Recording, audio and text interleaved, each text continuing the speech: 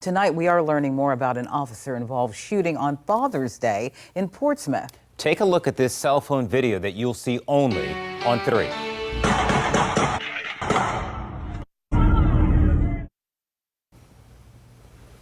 All right, a man armed with what witnesses say was a sharp object, like a grilling fork, suffered serious injuries yesterday after being shot by police in Portsmouth. Now, this all comes as state police will be boots on the ground in Portsmouth, helping them tackle crime beginning this week, joining patrols and adding more investigative resources.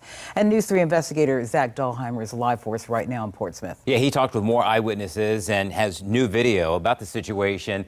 And Zach, there are some pretty bizarre details on this.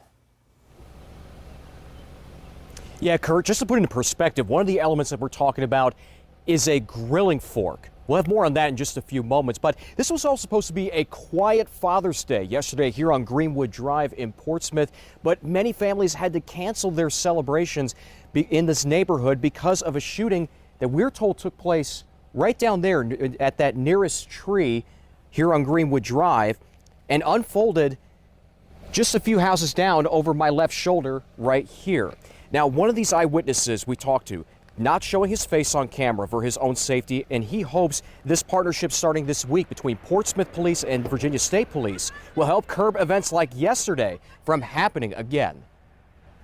This is the last place I would have thought something like that would have happened. It all started just after 11 o'clock Sunday morning. Chris Walker was asleep in his house here when neighbors like this woman named Tanya see a man lying on Walker's front lawn and call 911. I don't know if he's dead, I don't know if he's, hurt or whatever, but can you please send fire and rescue and a police officer? Walker then wakes up to a loud thud. Me and my dog, we ran downstairs, tried to talk with him on my front porch, and he was just really belligerent, incoherent. All of it was just gibberish. It was just really you can tell he was some type of mental distress. He picked up the grilling fork. He walked back and forth, he kind of charged at me 3 different times as I was trying to, talk to him and encourage him to put the fork down. Once the officer showed up and just the size of that fork, I didn't want to see what was about to transpire, in all honesty. Walker says he goes back into the house. Meanwhile, Tanya captures this video. He's walking up the stairs. There's the fork in his right hand. And watches everything unfold as the man and officer eventually make their way in front of her home. He told the fire department to leave him alone or he would kill the fire department. You heard him say that? I heard him say that, yes. And he said it several times to the police officer, too, that he would kill the police officer. The police officer asked him several times, drop your weapon. He never did. I saw him with my own eyes 3 times use that taser on him. The police officer asked him another time to drop the weapon and get on the ground. The incident leaving Tanya concerned in her own neighborhood. I feel uncomfortable now here, seeing that. Both she and Walker are thinking about the officer and man involved. I don't think any officer wakes up and says, hey, I want to go out and shoot somebody today, especially on Father's Day.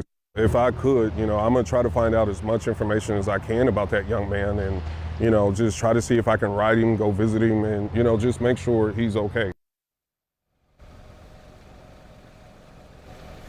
Now, there are still lots of questions for police as state police investigates this officer-involved shooting. Now, the agency also tells me that once this investigation is complete, a report will be provided to the Commonwealth's attorney for review and to make a final decision. Now, we also reached out to Portsmouth Police with lots of questions to clarify exactly what transpired yesterday. We're still waiting to hear back.